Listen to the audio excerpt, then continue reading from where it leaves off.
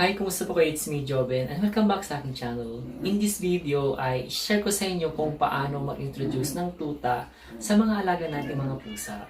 Pero bago yan ay papakilala ko muna sa inyo ang aming alagang tuta na si Oli. Ayan, si Oli. Hi! Say hi! Hi! I'm Oli! Ayan, maliit lang siya. Tiny dog. Si Oli ay pina-adapt sa amin ng isang customer namin sa aming pet supplies. Ayan. Kasi meron kaming business na pet supplies. Ayan, so pina-adapt siya sa amin. Si Oli ay isang mixed breed na poodle at shih tzu. Ayan, so medyo makulit siya. Ayan o. 1 week na sa amin si Oli. At ayan, so lumalabas na yung kanyang pagkakulit. Sabi naman ng veterinarian ay normal lang daw ang isang tuta na makulit. Ayan o. Hi! Say hi! I'm Oli! Noong first 2 days pala niya ay sa shop namin siya nag-stay. Dahil naninibago pa lang siya dito sa aming bahay. Kaya doon muna siya sa shop namin ng 2 days. So pag pasok kami ay dinadala namin. Pag umuwi ay so inuwi namin dito sa bahay. Si Oli pala ay isang male dog puppy. Ayan. Maliit lang siya. Hi! Ayun, so ituturo ko na sa inyo kung paano i-introduce yung tuta sa ating mga alagang pusa dito sa ating mga tahanan.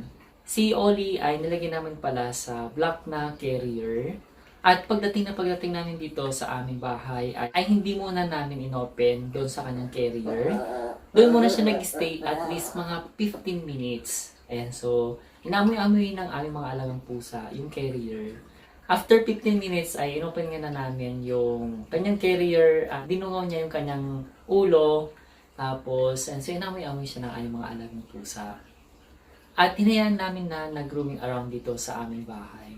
Yung reaction ng mga alaga naming pusa ay yung iba galit, yung iba naman ay normal lang, na parang dead ba, ay parang may bagong laruan, parang ganon. Yung parang nasa isip nila ay parang may bagong laruan. Yung reaction naman ni Oli ay parang nagulat siya. Wow, parang ang dami niyang mga kalaro. Ayan, so parang ang alam niya ay parang nasa siya, pet hotel, ganon. Excited naman siya na makilala yung mga bago niyang mga kasama dito sa bahay. 2 araw lang naman na inantay namin para makapag-adjust yung mga alaga naming pusa. Si Oli ay normal pa rin. Pagdating dito sa bahay, galing doon sa aming shop ay yun, makulit. Tapos kung saan siya nagpupunta, gusto niya makipaglaro agad sa kanyang mga kapatid na pusa. Si Oli pala ay kasama namin matulog doon sa aming bed. And so okay naman siya na matutulog. Kung tatanungin niyo pala kung saan siya umiihi at saka kung saan siya tumatay ay naglagay kami ng ng basahan at bumili kami ng potty train. Mamaya papakita ko sa inyo yung kanyang potty train. Papasilip ko sa inyo kung nasan ngayon si Oli. Yan, ongoing yung aking pagbablog ngayon. At ipapakita ko sa inyo kung nasan si Oli. Ayan o. Nasa ilalim ng bed. Ayan o. Oh. Yan yung paa niya. Oli! Come! Ayan o. Oli! Ayan. Okay naman na siya sa aming mga alagang pusa. Sanay na sila. Yan. So ito yung aming mga alagang pusa. Yan. Oh, si Zaya. Yan ang aking ring light. Tapos, ito pa yung mga iba.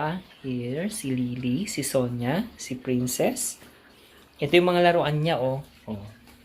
Here. Sabi-sabi na sila naglalaro dyan. Meron siyang teeter. Yan, oh. Here, meron siyang catnip. May bola-bola. Yan.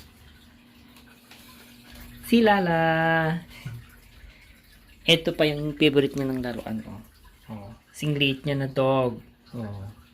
Makalat yung laruan niya. At ito yung kanyang potty train. Ayan, so, ito daw ay yung sign para dito siya umihi. Diyan sa mag-poop. Yan, dyan lang siya nakalagay sa ibang corner. Tapos, yan, sumalaya siya nakakapunta dito. Yan yung litter box ng aming mga alagang pusa. Hindi naman niya pinupuntahan yan. Yan, so dito lang siya naglalaro-laro. Yan. Here. Tapos, pag umaalis kami pala, hindi na siya nag-attempt na pumunta dyan. Yun yung mga ibang alaga pa namin pusa. Oh. Meron kasi siyang partition dito. Yan. So, glass yan. yan yung itsura ng aming tahanan. Yan. So marami nga kaming pusa. 26 na pusa tapos isang tuta. Ayan. So sa mga nahihirapan palang mag-introduce ng tuta sa mga alagang pusa sa bahay, ay pwede pala kayong bumili ng cage. Mas maganda na bumili pa kayong ganon kung meron kayong bagong tuta. Hindi kami nahirapan na i-introduce yung tuta sa mga alaga naming pusa kasi sana yung mga pusa namin na mayroong mga bagong kilala. So pag 2 hanggang 3 days ay sanay na sila sa bago nilang mga kasama na hayop. Si Oli pala ay pinabaksin na namin ng 5-in-1. Ayan, ito yung kanyang vaccination card. Ayan. Tapos, ito, yung pangalan niya ay ito. Ayan, Oli. Oh. Light brown yung kulay niya. Nung dinadala para namin doon sa aming shop, ang alam nila si Oli ay isang golden retriever kasi yung ano niya, yung itsura niya ay para siyang golden retriever. Ito yung kanyang vaccine. Yan. So 5-in-1. Noong May 27 ko sa dinala, babalik siya sa June 17 para sa kanyang anti-rabies naman. Yung binayad ko pala sa kanyang vaccine na 5-in-1 ay 500 pesos at saka itong booklet naman ay 50 pesos. Nagtanong na rin pala ako sa veterinarian kung paano sa pagdi-deworm. Meron daw silang dewormer pero tablet. So, ang bayad naman doon ay 250 pesos. Since nakabili pala ako ng Microzol, ayan dito. Pwede naman daw ito na pang-deworm ko kay Oli. Next na vlog ko naman ay tuturo ko sa inyo kung paano mag-deworm. Ayan. At share ko na rin sa inyo yung first reaction ni Oli na pagdating namin dito sa bahay. Nung unang araw na iniwan namin siya dito. Ito yung first day na iniwanan namin si Oli dito sa bahay. Yan o. Oli! Yung mga kasama niya, yung mga cats namin. Oh, yung mga toys niya nagkalat na oh. Oh. Halika na dito. Come. Hello! Ay, pasalubong ikaw? Pasalubong bebe? Ay, ay, ay, ay, ay, ay, ay, ay, ay, ay, ay, ay, ay, ay, ay, ay, ay, kiss, kiss na, kiss, kiss na, halika na, halika na, halika na, ay, ay, ay, ay, ay, ay, ay, ay.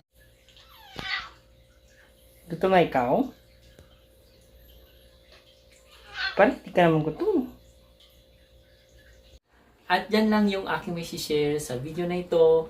Sa mga comments, suggestion, ayan, so comment nyo lang sa may comment section. I hope na magawan ko ulit ng panibagong video kahit busy ako sa aking trabaho.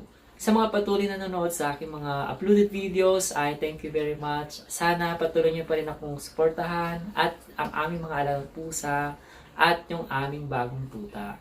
Sana nag-enjoy kayo sa video na ito. Sa mga bago pa lang sa aking channel ay please don't forget to click the subscribe button at pakihit na rin yung notification bell below para lagi kayong updated sa aking new uploaded videos. I hope you knew this day. Stay humble and be kind. See you next vlog. Bye!